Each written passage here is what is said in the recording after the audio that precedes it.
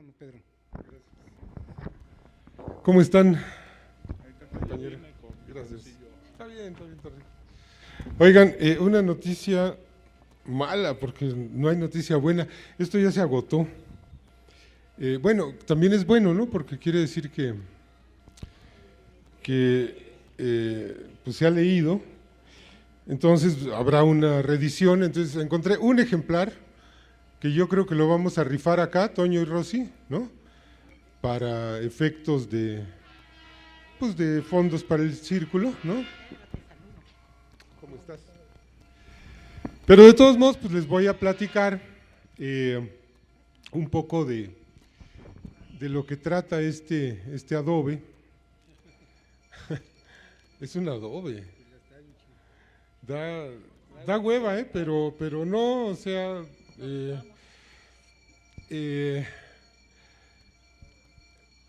miren, pues fue un trabajo muy arduo, muy interesante, muy apasionante, esto de meterse a ver cómo veía la embajada gringa a México, a sus dependencias gubernamentales, a sus municipios, a sus medios, a sus partidos, a sus políticos, a sus periodistas, ¿no?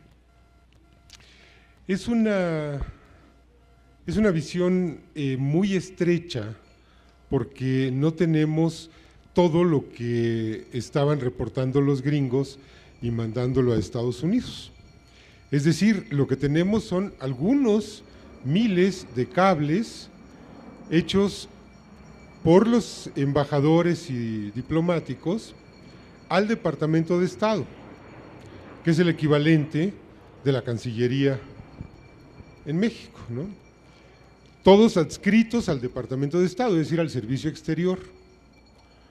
A mí me habría encantado tener los cables de la CIA, los que la CIA le estaba mandando a su sede, pero esos pues no los tenemos. Me habría encantado tener los cables que el FBI, que los agentes del FBI le estaban mandando a sus jefes, pero no los tenemos. Me habría encantado tener los cables que el agregado militar le estaba mandando al Pentágono.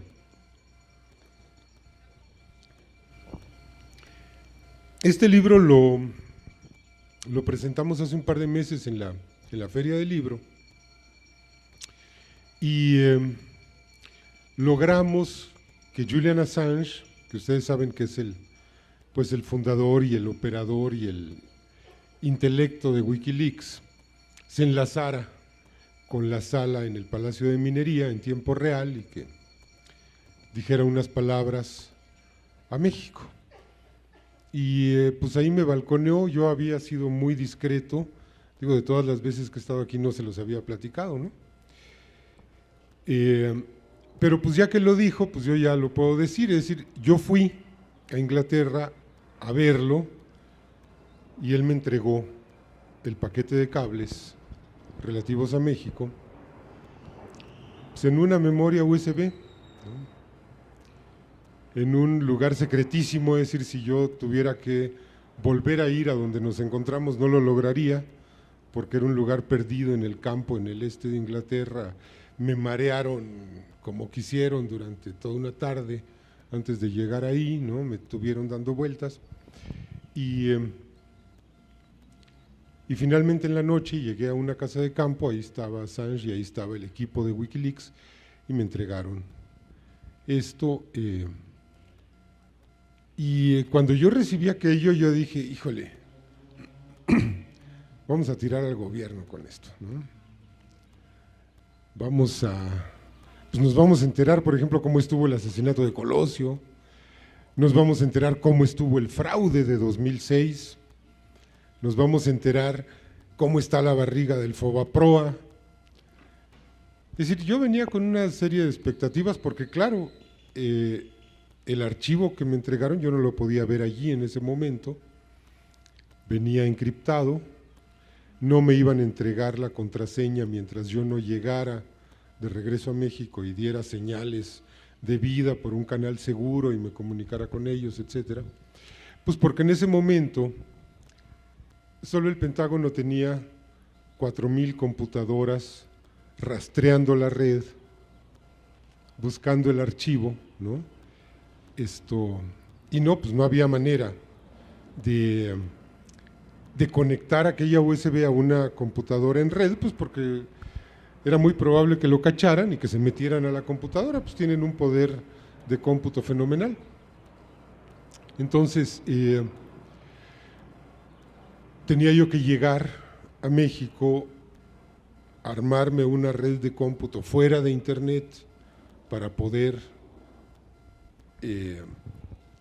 consultar ese archivo, y tenía que decirles, ya llegué, estoy bien, etcétera, y entonces me mandaban la contraseña.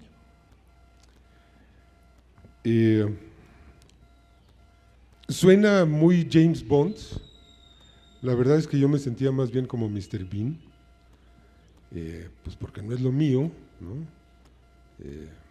Pues yo no soy reportero, y tampoco soy hacker y tampoco soy informático, entonces era un poco complicado meterme en aquellos vericuetos de la programación encriptada y de los archivos PPG y no sé cuánta cosa. Entonces llamé a un cuate hacker y le dije, oye, pues échame la mano con esto. Estuvo trabajando y cuando finalmente tuvimos la contraseña, tuvimos la red fuera de internet, etcétera, tecleamos la contraseña y dijimos, bueno, ¿qué va a pasar aquí, no? Y pues lo que pasó fue que nos encontramos con un archivo de 8,000 páginas, 9,000 páginas, al que no se le entendía nada, que estaba lleno de claves, de signos, de cosas irrelevantes, de listas de nombres, etcétera. Y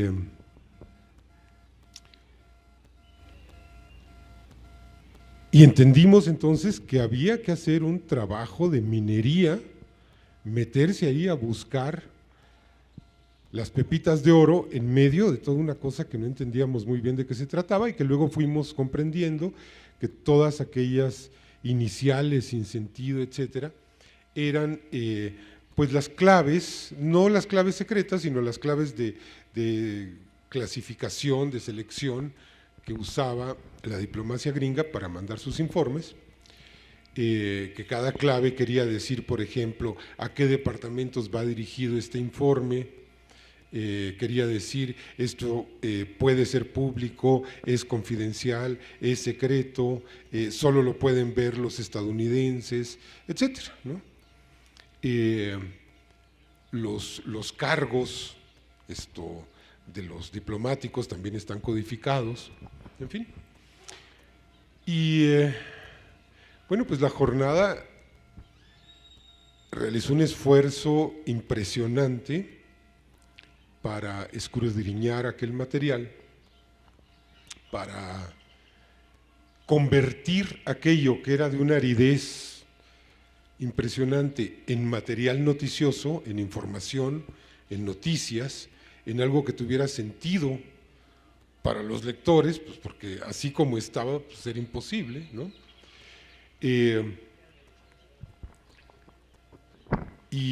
Entraron Blanche Petrich, Arturo Cano, Tania Molina, Roberto González Amador, Gabriela Fonseca. A ver aquello, entraron varios de los colaboradores del periódico, a ver de qué se trataba, y en cuestión de 6 semanas ya teníamos algunas cosas que publicar, ¿no? Ya teníamos algunas historias armadas a partir de lo que nos iban contando aquellos cabros.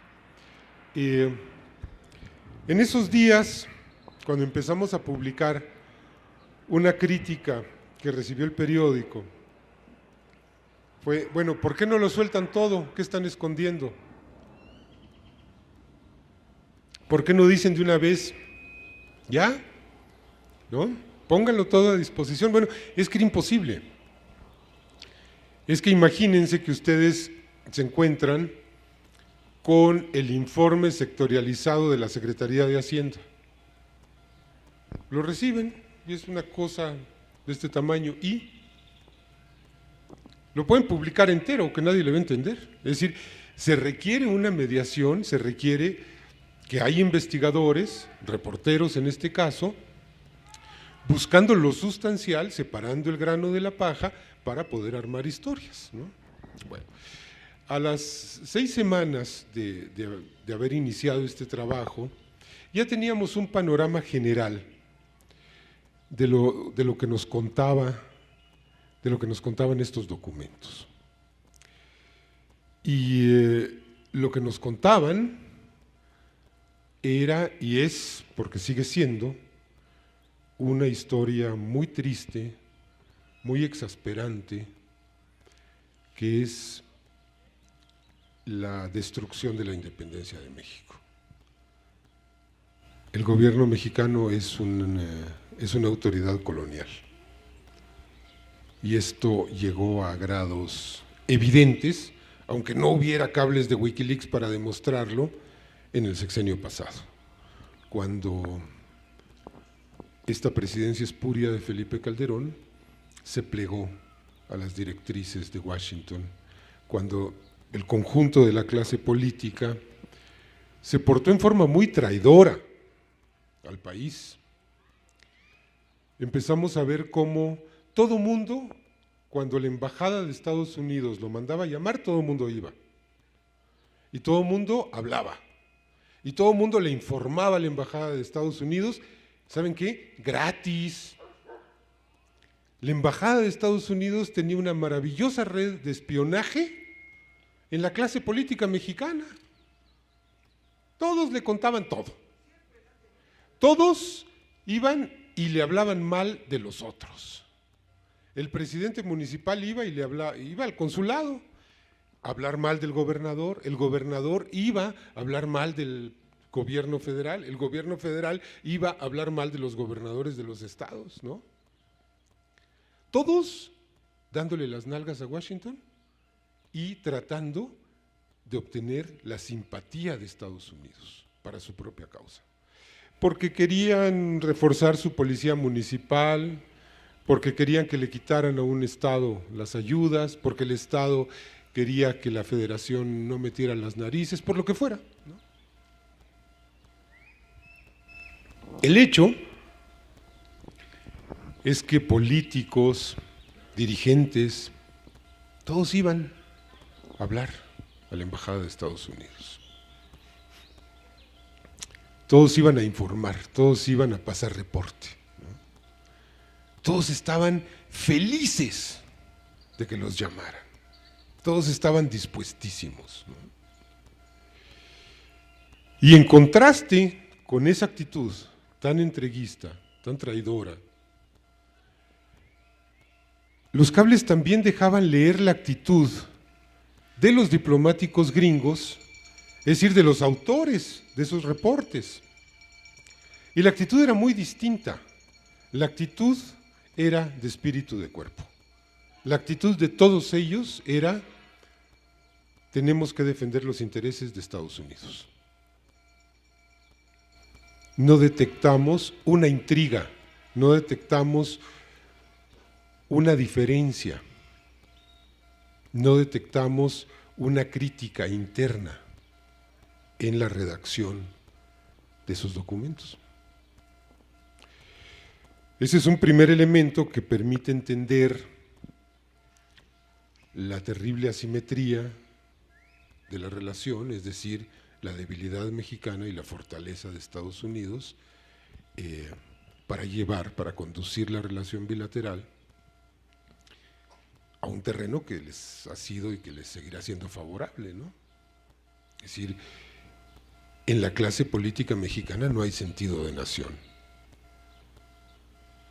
Todos se guían por sus intereses particulares. No les interesa ser representantes del país frente a una potencia que hoy se olvida, ¿no? Ahora que estuvo Obama acá, se olvida desde hace mucho, pero es una potencia que ha sido la principal amenaza a la seguridad nacional de México. No es el narcotráfico, no son los terroristas de Al Qaeda, no, es Estados Unidos.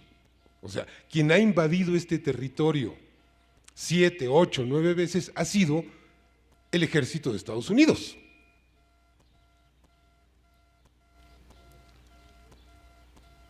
Parece que nuestros políticos no tienen conciencia de esto. No tienen una idea de que están tratando, pues ya no con un enemigo, sino con un riesgo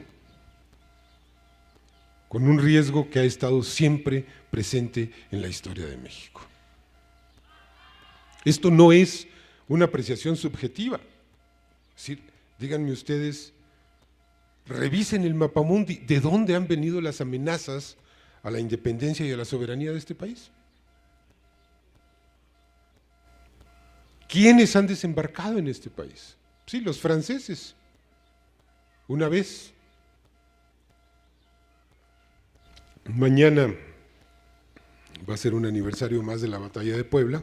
Pues sí, les rompimos el hocico, nos costó mucho trabajo, porque el 5 de mayo fue solo el inicio de algo muy terrible, de algo muy doloroso, de algo muy destructivo que fue la intervención francesa. Es decir, esa batalla inicial que ganó México fue solo el comienzo de algo que fue una pesadilla, porque después los franceses se reagruparon en Veracruz y al año siguiente atacaron Puebla y cercaron la ciudad y la rindieron por hambre. Y los mexicanos que se rindieron estaban prácticamente desnudos, estaban prácticamente en los huesos.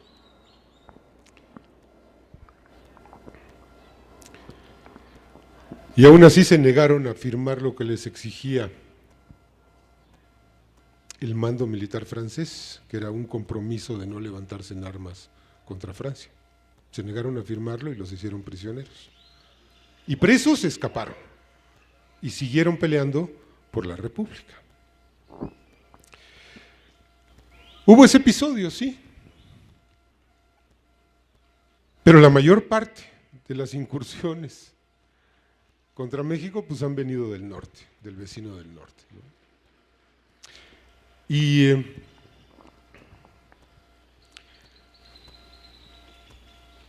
entonces dijimos, bueno, pues es que con razón hay esta postración, ¿no? Es que el embajador gringo, por ejemplo, el ex embajador gringo, Pascual, que tuvo que renunciar muy posiblemente, o en parte al menos, por lo que estuvimos publicando en la jornada. Por ejemplo, cuando el gobierno de Calderón decide sacar al ejército de Ciudad Juárez en 2009, era un clamor popular en Juárez, ¿no?, que sacaran al ejército, pues porque el ejército nada más estaba empeorando la situación de violencia en Ciudad Juárez. Se había convertido en un factor más de violencia. Lo sigue siendo, ahora está replegado, hasta donde entiendo, a las afueras de la ciudad, pero en ese tiempo estaba patrullando la ciudad. Y hubo un clamor popular muy importante de los juarenses para que sacaran a las Fuerzas Armadas. Y la sacaron. Creo que fue en febrero, si mal no recuerdo, de 2009 o 2010. No lo tengo muy presente. En ese momento, muchos consideramos que había sido un triunfo de la movilización popular, el que sacaran al ejército de Ciudad Juárez. Y además había una consideración de fondo que era, bueno, es que el calderonato no tenía fuerza pública para poner en Ciudad Juárez porque tenía a toda la Policía Federal custodiando las sedes de Luz y Fuerza, porque había sido el golpe contra Luz y Fuerza y contra el ESME, y entonces el grueso de las fuerzas de la Policía Federal estaban en las instalaciones de Luz y Fuerza. Cuando se hizo innecesario esa vigilancia porque CFE empezó a tomar posesión de las instalaciones de Luz y Fuerza, salvo Necaxa, que resistió mucho más. Entonces dijimos, bueno, ya liberaron a la Policía Federal, entonces ya por eso también pueden sacar al Ejército porque lo van a reemplazar con la Policía Federal. Luego, leyendo los cables nos dimos cuenta de que estábamos perfectamente equivocados. El Ejército salió de Ciudad Juárez porque Estados Unidos dijo, saquen al Ejército de ahí que está haciendo mucho desmadre. Y Calderón obedeció. Y Pascual dice en un cable, dice, bueno, ya está todo listo para que saquen al Ejército, solo me falta avisarle al gobernador de Chihuahua. De ese tamaño, ¿eh? Había un embajador mexicano, de cuyo nombre no quiero acordarme, en Colombia, que estaba trabajando en un grupo diplomático de varios países en una gestión de paz que se malogró, no con las FARC, sino con el ELN, que es la otra guerrilla colombiana. Y entonces este tipo pues, lo invitaron a formar parte de un grupo ahí de gestión, una gestión muy inicial, muy tentativa de paz que no fructificó. Bueno, no iba el desgraciado a informarle a la Embajada de Estados Unidos antes que a la Embajada de México. Era embajador mexicano y le informaba a los gringos, de ese tamaño. No estaba Calderón calentándole la cabeza a Bush y a Obama contra Chávez, diciéndole, los iraníes se están metiendo en Venezuela, ¿eh? De ese tamaño la abyección, ¿no? La sumisión, la traición a América Latina.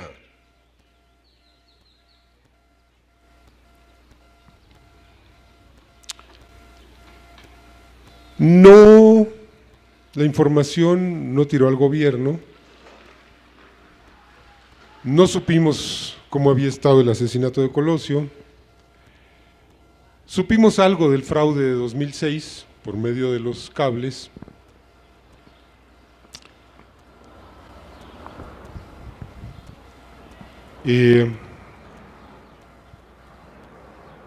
pero no solo del material mismo, sino de su publicación aprendimos un montón de cosas. Aprendimos, por ejemplo,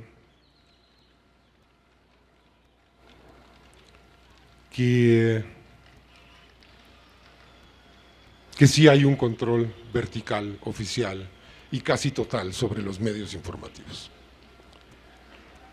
Porque con 2 o 3 honrosas excepciones, nadie se metió a investigar los cables. Nadie más que La Jornada. El mecanismo que habíamos acordado con Wikileaks iba haciendo públicos los cables, es decir, los documentos originales, a medida que nosotros publicábamos notas basadas en esos cables, a medida que los citábamos. Si nosotros citábamos el cable 06 México 2141, ese documento quedaba inmediatamente liberado y cualquiera podía consultarlo en internet ese día, en forma simultánea. La Jornada salía con una historia en la que se mencionaba ese cable y ese cable quedaba disponible al público. Es decir, los otros medios podían meterse a investigar, porque nosotros no habíamos agotado la materia de los cables. Era imposible agotar la materia de los cables, porque cada cable contaba muchas historias. Entonces me acuerdo que Blanch dijo en una entrevista en CNN con Carmen Aristegui, a quien por cierto le acaban de Le acaban de dar una distinción muy importante, con un nombre muy absurdo porque la hicieron caballero de la Legión de Honor de Francia, y yo creo que hay que alegrarse mucho con eso, pues porque Carmen es un bastión de la verdad en medio de un mar de mentiras, ¿no? Y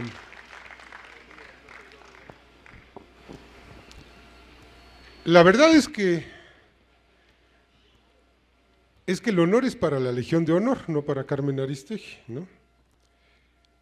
Pero, estoy en una plática ahorita. Bueno, les decía, Carmen Aristegui nos invitó a hablar de Wikileaks y Blanche dijo, oigan, un tip para los compañeros de otros medios, hay mucha información todavía en los cables, ¿eh? No podemos con todo, pues es un universo. Estamos dando a conocer lo sustancial de este asunto, no todo. No, pues no se metieron, ¿eh? No se metieron. Yo sí creo que hubo una consigna de guardar silencio en torno a esas revelaciones, y las revelaciones pues sí eran muy gruesas, ¿no? Es decir, pues el embajador Tony Garza metió las manos en la sucesión presidencial de 2006 y lo dijo. Dijo, yo me voy a encargar de hacer un equipo de coordinación para apuntalar a Calderón porque está muy débil, porque está peleado con Fox y porque no tiene legitimidad.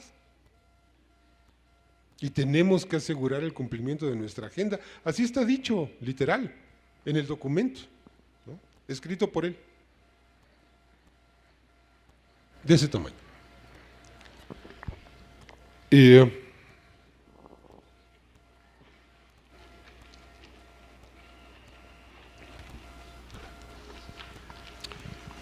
modo que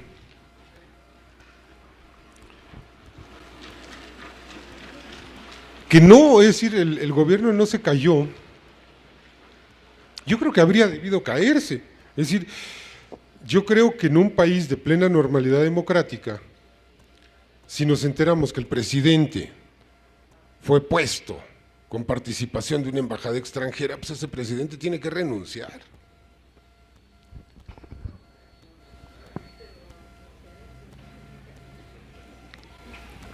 Me parece que si se da a conocer, ¿no?, que el secretario de Seguridad Pública le ofrece toda la información de seguridad nacional a una potencia extranjera, pues el secretario de Seguridad Pública, cuando menos, tiene que renunciar, y tal vez tendría que renunciar también quien lo puso en ese cargo, ¿no?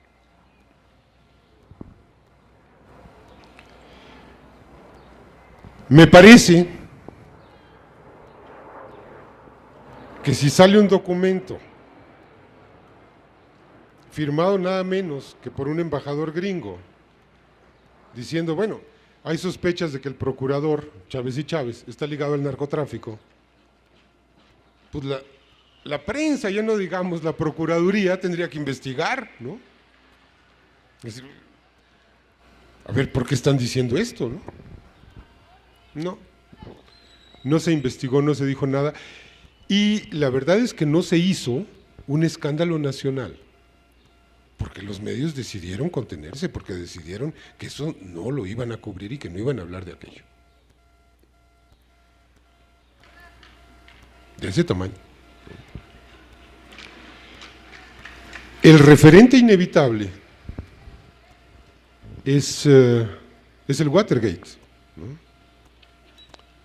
Cuando ocurrió el escándalo de Watergate, quien sacó a la luz que el presidente de Estados Unidos, es decir, Richard Nixon, había mandado espiar, no, ni siquiera, que alguien en la Casa Blanca había mandado espiar la oficina de los demócratas durante la campaña electoral del 72. El Washington Post revela esto, y bueno, los otros medios se volcaron a la investigación de este asunto. Y funcionó en aquel entonces un principio democrático de que la información de los medios puede ser un contrapeso a los excesos del poder, y a la postre Nixon tuvo que renunciar. Algunos dicen que no, que eso fue nada más un pretexto, que lo que pasa es que Nixon había desvinculado el dólar del patrón oro y que entonces hubo una conjura para sacarlo de la presidencia, bla, bla, bla. Bueno, también dicen que las Torres Gemelas las tiraron los propios gringos. También dicen que los atentados de Boston no existieron y que fueron cuates maquillados de amputados. Yo creo que no hay que buscar explicaciones tan alambicadas, ¿no? Es decir, ciertamente Nixon estaba en una circunstancia política difícil, pero quien lo saca del poder es el escándalo por las revelaciones de sus trampas y de sus triquiñuelas. ¿Por qué esto no se pudo repetir en México? ¿Por qué a nadie se le ocurrió pedirle cuentas a los partidos PAN, PRI, PRD? Que, por ejemplo, decidieron ocultar las cifras sobre pobreza en vísperas de las elecciones de 2009. Lo cuenta el Cable. Se pusieron de acuerdo para no dar a conocer las cifras sobre pobreza en el país. ¿Por qué no le exigimos rendición de cuentas a esos partidos? Bueno, porque no nos enteramos. Porque una golondrina no hace verano. Porque la jornada puede llegar a cientos de miles de personas, pero la visión de esos cientos de miles de personas se ahoga en un país de 120 millones de personas. A menos que sectores lúcidos y activos de la sociedad decidan multiplicar la información. Pero fíjense ustedes lo que son las cosas. Nosotros estuvimos publicando lo fuerte, lo sustancial de la información de Wikileaks entre marzo y septiembre de 2011. No sé, a veces pienso que si las revelaciones hubieran surgido un poco más tarde, tal vez habrían tenido mucho más efecto, porque tal vez habrían ocurrido en el contexto de la ebullición de las redes sociales, que en 2011 todavía no ocurría. No sé, ¿no? Eso, nunca lo sabremos, puede ser. El hecho es que al calor de las campañas presidenciales el año pasado, The Guardian saca una nota sobre Peña Nieto, diciendo: la Embajada de Estados Unidos considera que Peña Nieto es un viejo priista más, un dinosaurio más, un tipo formado en el molde del anquilosado PRI. Eso dice literal el Cable. No es ningún nuevo priista, no hay nuevo PRI, y además el Cable considera que Peña Nieto le paga a los medios para que hagan una cobertura favorable a sus intereses y que además se manda a hacer encuestas a la medida en casas encuestadoras. El Cable está hablando de 2009, es decir, 2 años antes de que Peña Nieto sea postulado o nombrado precandidato. Bueno, y al calor de las campañas de 2012, esta información fue muy difundida, ¿no? La información que publicó The Guardian en Inglaterra. Bueno, la habíamos publicado nosotros 17 meses antes, tal cual, y no pasó nada. Fíjense qué cosa tan fuerte, ¿no? Habíamos publicado esto creo que en mayo de 2011. ¿Y qué pasó? Bueno, pasó que salió Peña Nieto a decir que no era cierto, no sé qué priista dijo, no, en realidad el cable es muy elogioso hacia el gobernador Peña Nieto, y no pasó más.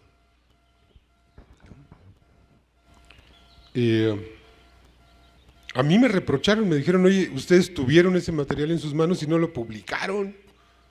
Le dije a la persona, perdón, pero no leíste, por supuesto que lo publicamos y en primera plana, pues aquí está.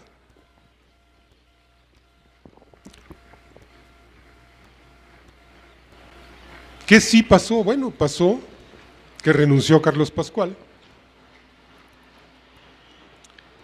¿Qué sí pasó? Se descompuso, se terminó de descomponer la relación de Calderón con Obama. Yo la definiría como la de un sirviente berrinchudo, ¿no? Creo que esa sería la postura de Calderón, porque hacía berrinches, pero era sirviente, ¿no? Era un poco ambigua la relación. Y quizá hemos abonado a una nueva lucidez de la sociedad mexicana que no necesariamente se manifestó en ese momento, que no necesariamente se ha manifestado.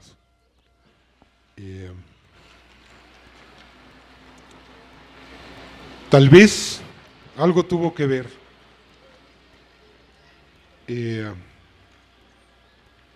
la revelación de cuán hueca era la institucionalidad mexicana, cuán falsa en la gestación de Yo Soy 132, no lo sé.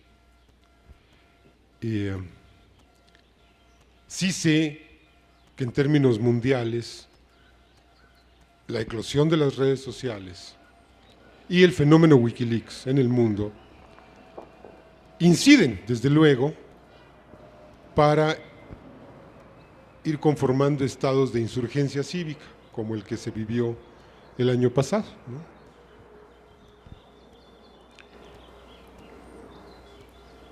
No sé si va a haber más consecuencias.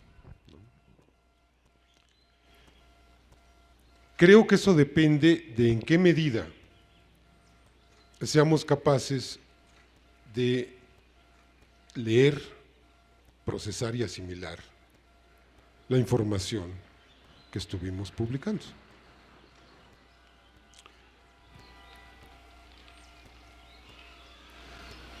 Todo lo que publica La Jornada está en internet. Y el propósito de este libro fue hacer más accesible la información, resumirla, compendiarla, contextualizarla. Y contextualizarla significaba también contar la historia de Wikileaks, la historia del acoso increíble que ha sufrido ese proyecto de transparencia mundial, la persecución de que ha sido objeto un pequeño grupo de personas honestas. Les puedo asegurar que somos más los que estamos reunidos acá que el equipo de Wikileaks. Por mucho. Y ese equipo puso en jaque al mayor poder político, económico y militar del planeta. La respuesta ha sido despiadada, es decir, la respuesta fue, por ejemplo, encarcelar al soldado Bradley Manning en un régimen de tortura, porque lo han tenido años metido en una celda con un foco las 24 horas del día, en calzones, privado de sus lentes. Manning tiene una miopía muy fuerte, sin ningún contacto con el mundo exterior, en total aislamiento, ¿no? La respuesta ha sido el acoso contra Julian Assange, que todavía ahora pues está refugiado en la Embajada de Ecuador en Londres, acusado por… Es que ni siquiera está acusado, supuestamente está investigado por unos delitos sexuales absolutamente inverosímiles. Es tan vergonzosa la acusación que ni siquiera se puede convertir en acusación, ni siquiera lo han acusado. Es decir, todavía quieren extraditarlo para interrogarlo, ni siquiera para juzgarlo, ¿no? Porque es una fabricación absoluta. Washington quiere usar a Suecia como mano de gato para echarle el guante a Assange. La Casa Blanca presionó a American Express, a Western Union, a Visa, a Mastercard para que impidieran las donaciones a Wikileaks, que era la parte principal del presupuesto de Wikileaks, se sostenía de donaciones.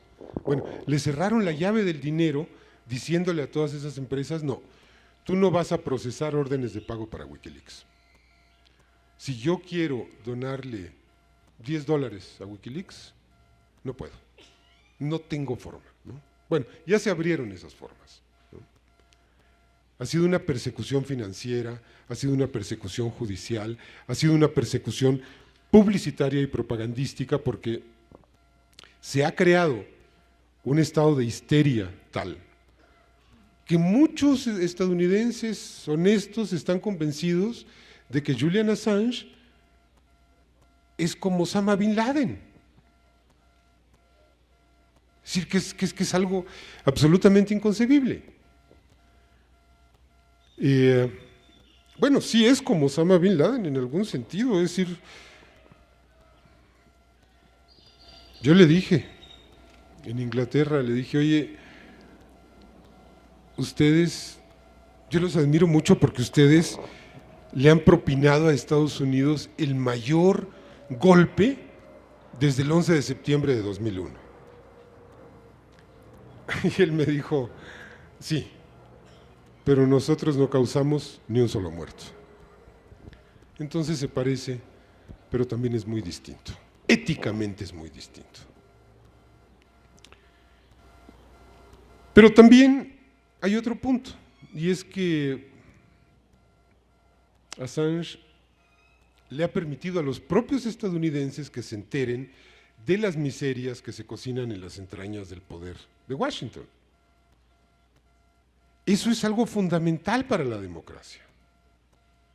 ¿Por qué Assange está ahora perseguido mientras que a un periodista como Bob Woodward, que es de los investigadores originales de Watergate, se le tiene como héroe de la democracia en Estados Unidos? ¿Cuál es la diferencia entre uno y otro? La diferencia, creo yo, es que hoy en día se ha cerrado todo margen para que el poder estadounidense acepte la verdad y asuma que la verdad puede ser un factor positivo de transformación social. En 1973 había ese margen, pequeñito, pero lo había. Hoy está totalmente cerrado. Hoy, un piloto de helicóptero de guerra asesina a camarógrafos en Bagdad. En el aparato hay una cámara que está grabando todo lo que ocurre, que está grabando cómo desde un helicóptero se ametralla a camarógrafos. Y después, en la superficie, alguien se da cuenta de que hay heridos, es un civil iraquí que tiene una camioneta Windstar o algo así, que va con sus hijos, se acerca a auxiliar a los heridos y es ametrallado por el helicóptero. Bueno, Los pilotos de ese helicóptero y sus mandos están condecorados. Quien reveló esa información está siendo perseguido. Había que contar esa historia y algo de ella está reflejado en este libro. Porque íbamos contando la historia, porque resulta que el surgimiento de la noticia también era noticia, en la medida en que pudiera ser revelado. Había cosas que no se podían contar en ese momento, las que ahora yo les cuento. Entonces no se podían decir. Bueno, el hecho es que contamos entonces la historia de la persecución, de la revelación, y recopilamos las historias del poder que pudimos observar desde esa rendija que se nos abrió, que fueron 4,000,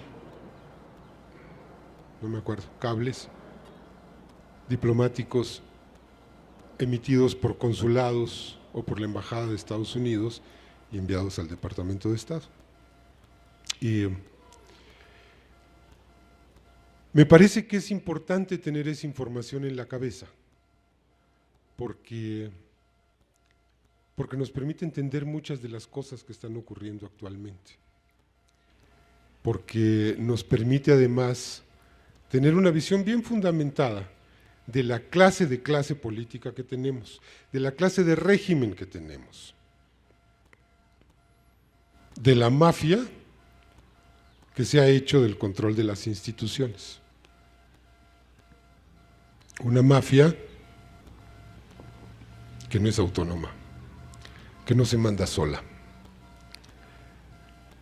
que no solo está sometida a un poder extranjero, sino que está sometida y lo disfruta y se solaza en ello. Otros documentos, por ejemplo, este segundo paquete que acaba de salir de documentos de Wikileaks, muestra estadios de sumisión muy terribles en los años 70. Creo que de ninguna manera llegan a ser lo grave y lo indignante y lo vergonzoso que es el panorama ya de esta década, de la década pasada. Creo que de entonces a la fecha el sometimiento ha ido en aumento y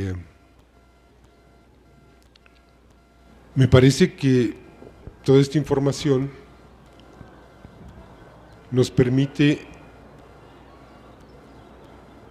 entender que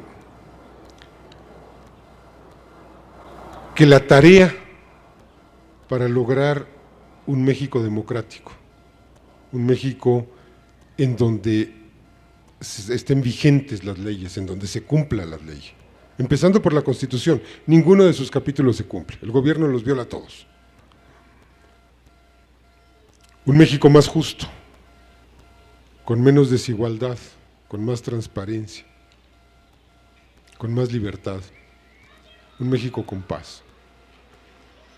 En la construcción de ese país al que aspiramos, tenemos que incorporar una tarea más, que es consumar una nueva independencia. Gracias.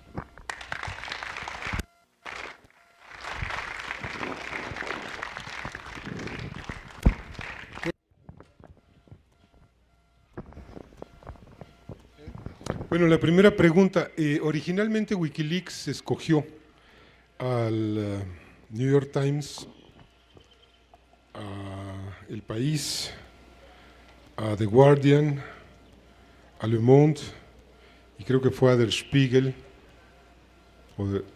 creo que sí, para trabajar la información de los cables del Departamento de Estado.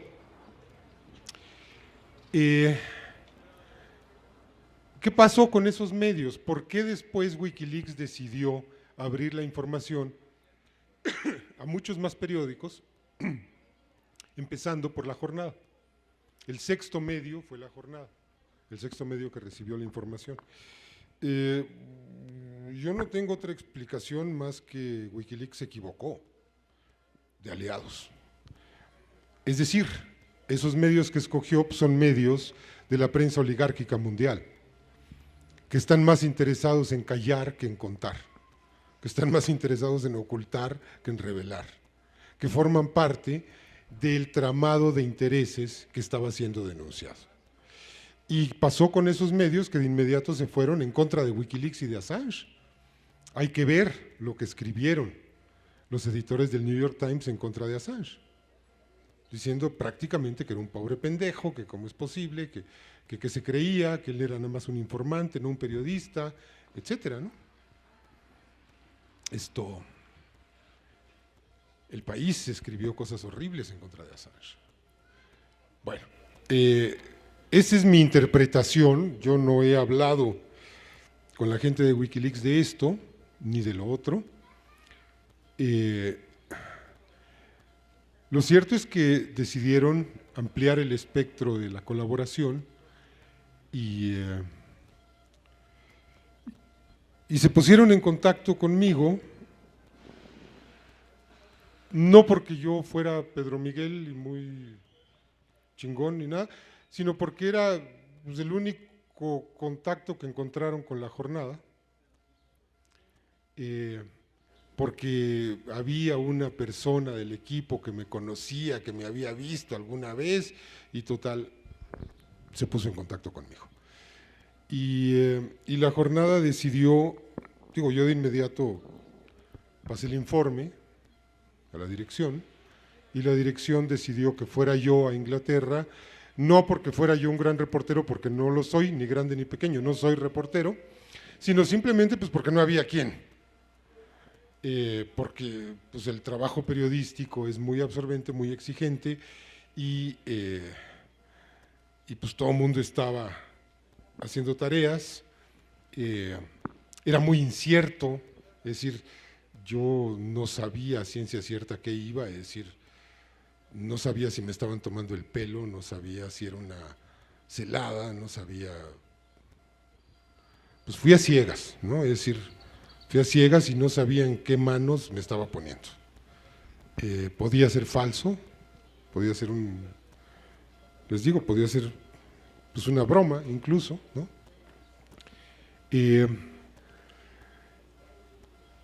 El escogido no fui yo, es decir, se escogió a La Jornada. Se escogió a La Jornada, pues porque tiene una trayectoria de contar la verdad en un entorno informativo que es absolutamente falsificador de la verdad, ¿no? Porque desde 1984, el año entrante vamos a cumplir 30 años de estar saliendo a la luz, pues nos hemos dedicado a contar lo que no se cuenta en los otros medios. Como dijimos en 1984, queremos darle voz a los que no la tienen. Y creo que esa fue la razón por la cual pensaron en La Jornada, ¿no? Y ¿qué hacer? Bueno, pues lo que tenemos entre manos, la chamba que tenemos entre manos, pues es una nueva independencia nacional, entre otras cosas, es decir, no es enchilame otras, ¿no? Con la desventaja de que ahora no tenemos a la metrópoli del otro lado del Atlántico, sino del otro lado del río Bravo, que es más angosto que el Atlántico, ¿no? Pero bueno, si Hidalgo empezó a hacer la independencia, si Guerrero la consumó, yo no veo razón por la cual no podamos nosotros hacerlo hoy en día. Desde luego, no creo que pueda ser una independencia, una guerra de independencia, porque pues eso está cañón, ¿no? Pero creo que habría que empezar como por recordar cómo le hicieron aquellos, ¿no? Y algo que me brinca a este respecto es algo que decía Hidalgo, acerca de las imprentas. Los líderes de la independencia, Hidalgo y Morelos y Guerrero, le ponían mucha atención a sus periódicos, a sus imprentas. A donde fueran, triunfantes o perseguidos, iban llevando una imprenta a cuestas, con lo que eso significaba, ¿no? Con lo que eso significaba en términos de sacrificios logísticos, porque cargar una imprenta significaba no poder cargar comida, munición, artillería. Y decía Hidalgo, más vale una imprenta que 10 bocas de fuego. Bocas de fuego le decían a los cañones, ¿no? ¿Qué quiere decir esto? Bueno, que el poder de la imprenta es muy grande, que con una imprenta se destruye más al enemigo que con 10 cañones. Y me parece que esto sigue siendo válido al día de hoy. ¿Qué podemos hacer? Bueno, empecemos por eso, empecemos por la difusión de las ideas. Empecemos por revalorar lo que tenemos como medios independientes, que son muy pocos y que viven siempre bajo el acoso, y por revalorar lo que hemos construido. ¿A qué voy? A que tenemos medios y tenemos voces independientes, muy poquitos, La Jornada, Carmen Aristegui, Proceso, Contralínea, ¿no? Bueno, Radio Universidad, bueno, hay que fortalecer esos medios, porque si no, nos van a barrer. Si no existiera La Jornada, ya nos habrían barrido. Esto es muy importante considerarlo. Muchas veces muchos compañeros se engorilan con La Jornada y ya se vendió, y, no, ojo, o sea, La Jornada es un proyecto informativo que no es partidista, que no es López Obradorista, que no fue cardenista, ni fue zapatista, siempre le han endilgado que es tal cosa, ¿no? No, La Jornada no es un periódico de un partido ni de un movimiento. La Jornada es un proyecto de las izquierdas para informar a la sociedad, de las visiones progresistas para informar a la sociedad. Bueno, hay que fortalecerlo, y fortalecerlo implica leerlo, discutirlo, debatirlo, comprarlo, criticarlo, porque si no, no vamos a tener esa artillería intelectual. Pero junto con los medios independientes, tenemos también medios propios del movimiento. Tenemos Regeneración. Tenemos una miríada de páginas en Internet. Tenemos voces en Internet. Tenemos presencia en las redes sociales. Vamos a fortalecer eso. Tenemos los círculos de estudio, que son medios informativos por derecho propio. Vamos a fortalecer eso. ¿No les hace eco lo que decía López Obrador en la pasada defensa del petróleo, cuando decía, cada uno de nosotros tiene que convertirse en un medio informativo? ¿No les resuena con lo que dice Hidalgo cuando habla de proteger a las imprentas? Bueno, eso tenemos, y por ahí tenemos que empezar. ¿Despertará una sociedad que en muchos de sus sectores está dormida? Depende de cuán eficazmente utilicemos los medios independientes y nuestros propios medios. Depende de cuán capaces seamos de multiplicar nuestra voz y de llevarla a esa sociedad que está todavía apática, que está todavía anestesiada, para persuadirla de la necesidad de aplicar una transformación profunda en este país. ¿Cuál era la otra pregunta? Ya se me fue. ¿Qué tan objetivo es? Ah, lo de los cables, perdón, y gracias. Bueno,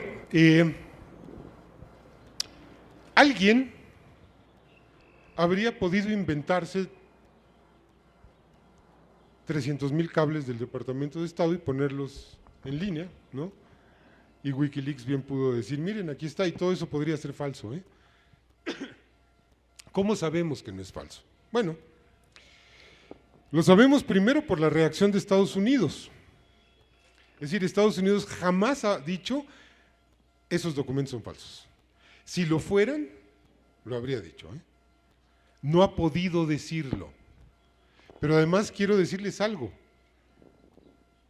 Hasta la fecha, Wikileaks empezó a trabajar en 2007, por ahí así, y saltó a la fama en 2010, en el primer semestre de 2010, cuando dio a conocer los papeles de la guerra de Irak, y luego los papeles de la guerra de Afganistán, y luego el paquete del Departamento de Estado, y después dio a conocer lo de Stratford, y ahora da a conocer nuevos papeles del Departamento de Estado relacionados con las décadas de los años 70. Bueno, Wikileaks ha puesto en línea unos 4 o 5 millones de documentos. Ninguno de esos documentos ha sido desmentido. Ninguno.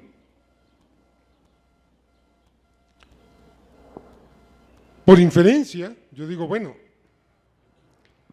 el primer interesado en que hubiera una falsificación y en encontrar una falsificación en todo ese universo es el gobierno de Estados Unidos, y el gobierno de Estados Unidos no ha podido. ¿Y por qué no ha podido? Pues porque son auténticos, pues no hay otra explicación. Es decir, son auténticos. A ver, obedecen a un patrón, a un uso de las embajadas y consulados. Está escrito en su idioma. Y no me refiero al inglés, sino que me refiero al uso de códigos, me refiero al uso de claves, me refiero a las visiones que tienen del mundo, etcétera. Bueno, coincide todo. Por donde le busquemos, todo coincide. Y la reacción de Washington ha sido más bien, ¡ay! Están poniendo en peligro a personas al divulgar eso. Los están poniendo en la mira de los terroristas. Bueno, ellos están aceptando tácitamente que esos papeles son auténticos. Es decir, han pedido que se tachen nombres porque, no, ese nombre táchalo por favor porque no vaya a ser que a fulano lo maten. Es decir, a ver, entonces son auténticos. Es decir, entonces nadie inventó nada, ¿no? Entonces esos papeles fueron escritos por diplomáticos gringos y enviados al Departamento de Estado y recibidos allí.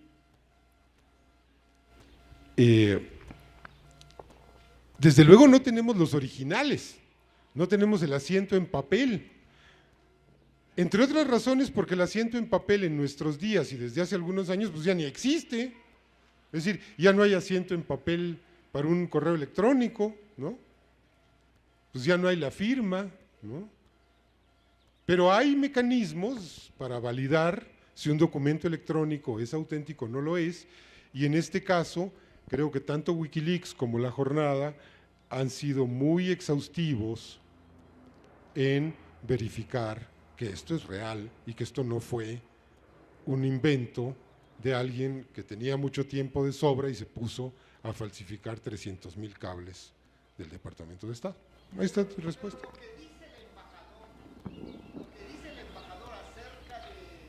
Es la visión del embajador, es decir, no, desde luego esa es la visión del embajador, pero, a ver, pero aquí hay un problema lógico. Yo les decía, contrasta mucho la actitud de los redactores, de los autores de esos cables, con la actitud de los mexicanos, ¿no? Bueno, de los informantes mexicanos. Bueno, en el personal que elaboró esos documentos, yo noto una actitud, si no patriótica, por lo menos comprometida con el proyecto político de Estados Unidos, ¿no? Muy clara, no hay ninguna ambigüedad ahí. Y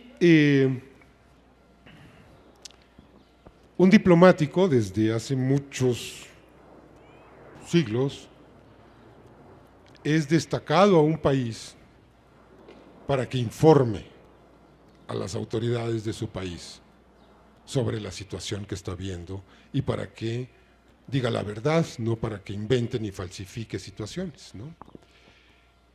Sabemos que ahí la verdad es crítica, tiene un peso crítico, porque en el caso de Tony Garza, si Tony Garza le transmite a Washington que Calderón está en una situación de extrema debilidad y eso no es cierto, entonces el que quede en una posición de debilidad es el gobierno gringo porque está operando con base en informes falsos. Entonces tenemos que dar por supuesto, descontando la subjetividad de cualquier persona que redacte cualquier informe sobre cualquier cosa, que los autores de esos documentos actuaron con un espíritu y con un propósito de decir la verdad. Si no, pues entonces no entendemos nada. Gracias.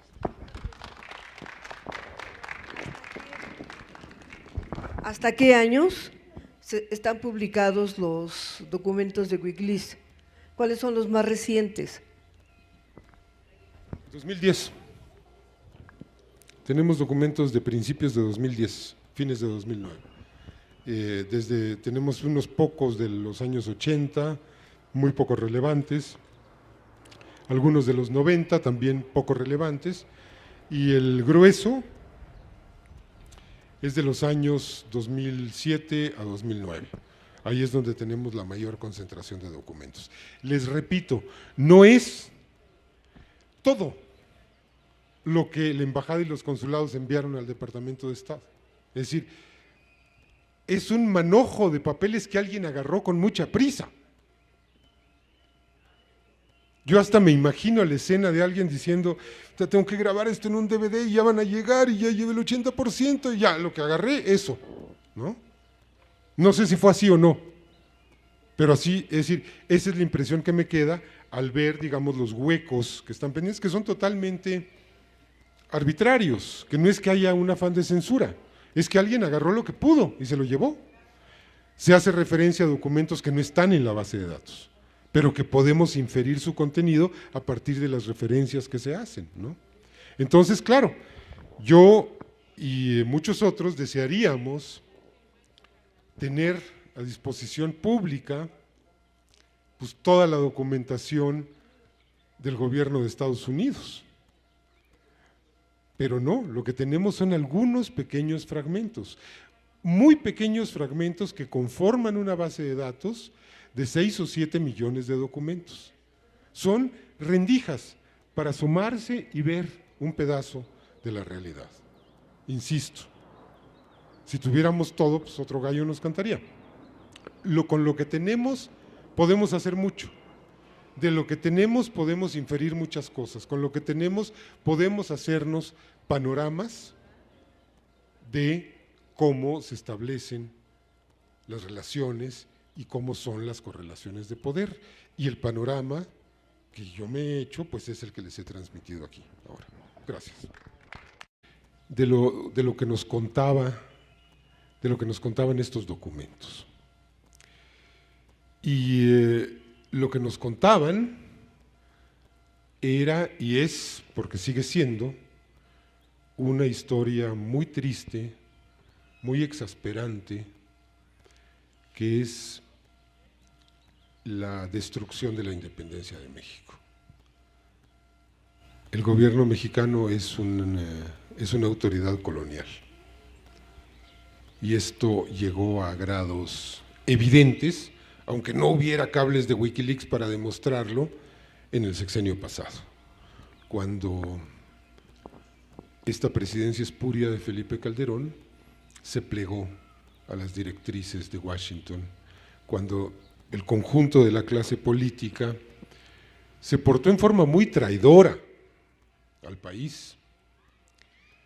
Empezamos a ver cómo todo mundo, cuando la embajada de Estados Unidos lo mandaba a llamar, todo el mundo iba. Y todo el mundo hablaba. Y todo el mundo le informaba a la embajada de Estados Unidos, ¿saben qué? Gratis. La embajada de Estados Unidos tenía una maravillosa red de espionaje en la clase política mexicana. Todos le contaban todo.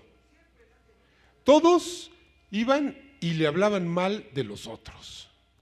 El presidente municipal iba y iba al consulado a hablar mal del gobernador, el gobernador iba a hablar mal del gobierno federal. El gobierno federal iba a hablar mal de los gobernadores de los estados, ¿no? Todos dándole las nalgas a Washington y tratando de obtener la simpatía de Estados Unidos para su propia causa. Porque querían reforzar su policía municipal, porque querían que le quitaran a un estado las ayudas, porque el estado quería que la federación no metiera las narices, por lo que fuera, ¿no? El hecho es que políticos, dirigentes, todos iban a hablar a la embajada de Estados Unidos. Todos iban a informar, todos iban a pasar reporte, ¿no? Todos estaban felices de que los llamaran, todos estaban dispuestísimos, ¿no? Y en contraste con esa actitud tan entreguista, dando el archivo, ¿no? Y no, pues no había manera de conectar aquella USB a una computadora en red, pues porque era muy probable que lo cacharan y que se metieran a la computadora, pues tienen un poder de cómputo fenomenal. Entonces, tenía yo que llegar a México, armarme una red de cómputo fuera de internet para poder consultar ese archivo, y tenía que decirles, ya llegué, estoy bien, etcétera, y entonces me mandaban la contraseña.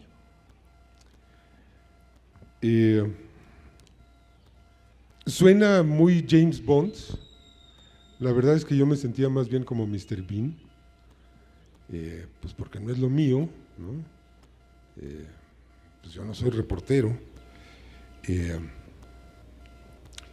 y tampoco soy hacker y tampoco soy informático, entonces era un poco complicado meterme en aquellos vericuetos de la programación encriptada y de los archivos PPG y no sé cuánta cosa. Entonces llamé a un cuate hacker y le dije, oye, pues échame la mano con esto. Estuvo trabajando y cuando finalmente tuvimos la contraseña, tuvimos la red fuera de internet, etcétera, tecleamos la contraseña y dijimos, bueno, ¿qué va a pasar aquí, no? Y pues lo que pasó fue que nos encontramos con un archivo de 8,000 páginas, 9,000 páginas, al que no se le entendía nada, que estaba lleno de claves, de signos, de cosas irrelevantes, de listas de nombres, etcétera. Y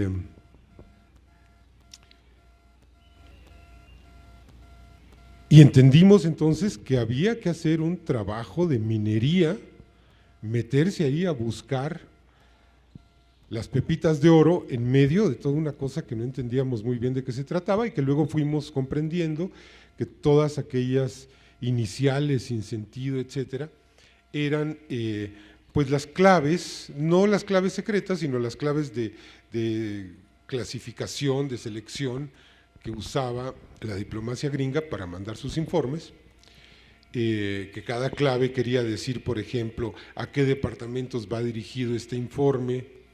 Quería decir, esto puede ser público, es confidencial, es secreto, solo lo pueden ver los estadounidenses, etcétera, ¿no? Los cargos de los diplomáticos también están codificados, en fin.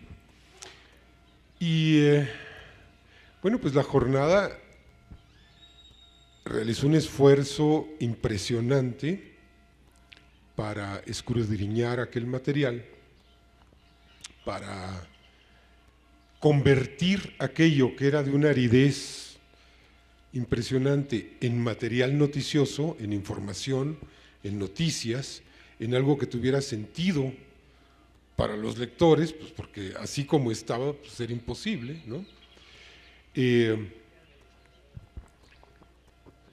Entraron Blanche Petrich, Arturo Cano, Tania Molina, Roberto González Amador, Gabriela Fonseca. A ver aquello, entraron varios de los colaboradores del periódico, a ver de qué se trataba, y en cuestión de 6 semanas ya teníamos algunas cosas que publicar, ¿no? Ya teníamos algunas historias armadas a partir de lo que nos iban contando aquellos cables. En esos días, cuando empezamos a publicar una crítica que recibió el periódico, fue, bueno, ¿por qué no lo sueltan todo? ¿Qué están escondiendo? ¿Por qué no dicen de una vez, ya? ¿No? Pónganlo todo a disposición. Bueno, es que era imposible.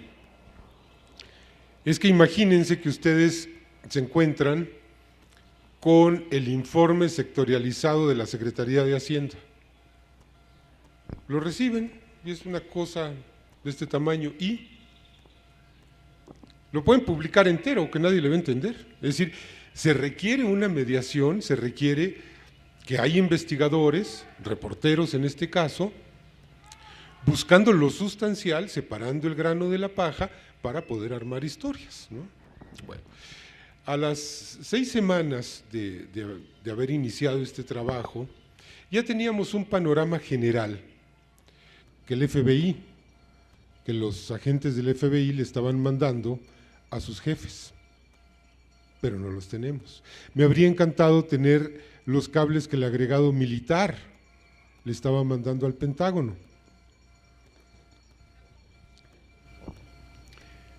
Este libro lo presentamos hace un par de meses en la Feria del Libro y logramos que Julian Assange, que ustedes saben que es el fundador y el operador y el intelecto de Wikileaks, se enlazara con la sala en el Palacio de Minería en tiempo real y que dijera unas palabras a México. Y pues ahí me balconeó. Yo había sido muy discreto, digo, de todas las veces que he estado aquí no se los había platicado, ¿no?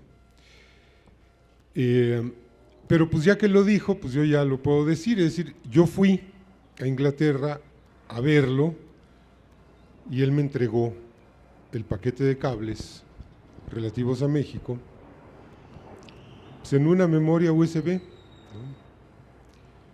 En un lugar secretísimo, es decir, si yo tuviera que volver a ir a donde nos encontramos no lo lograría, porque era un lugar perdido en el campo, en el este de Inglaterra. Me marearon como quisieron durante toda una tarde antes de llegar ahí, ¿no? Me tuvieron dando vueltas y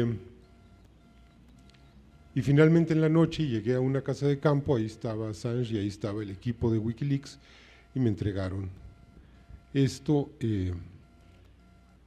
Y cuando yo recibí aquello, yo dije, híjole, vamos a tirar al gobierno con esto, ¿no?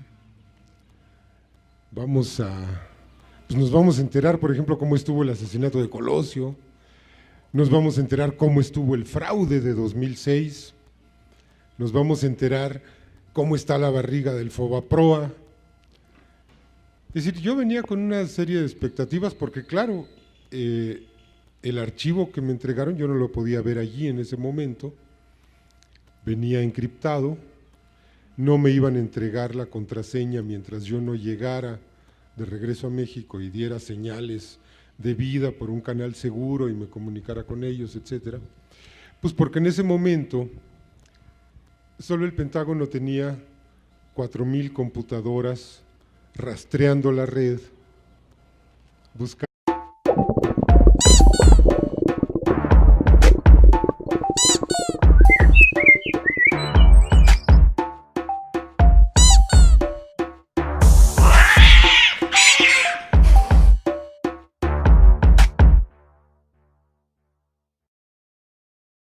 Pedro. ¿Cómo están, compañero? Gracias. Está bien, está bien, está bien.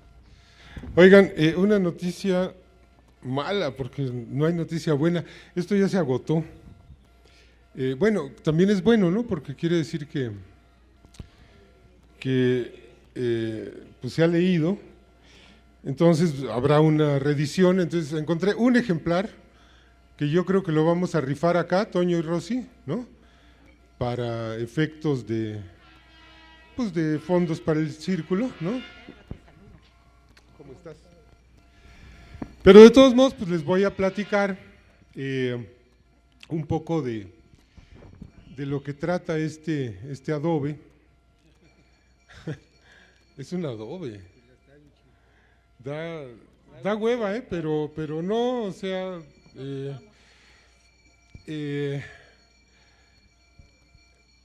miren, pues fue un trabajo muy arduo, muy interesante, muy apasionante, esto de meterse a ver cómo veía la embajada gringa a México, a sus dependencias gubernamentales, a sus municipios, a sus medios, a sus partidos, a sus políticos, a sus periodistas, ¿no?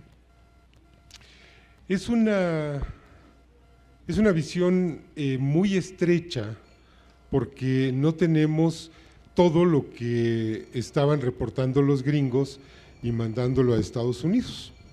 Es decir, lo que tenemos son algunos miles de cables hechos por los embajadores y diplomáticos al Departamento de Estado, que es el equivalente de la Cancillería en México, ¿no? Todos adscritos al Departamento de Estado, es decir, al Servicio Exterior. A mí me habría encantado tener los cables de la CIA, los que la CIA le estaba mandando a su sede, pero esos pues no los tenemos. Me habría encantado tener los cables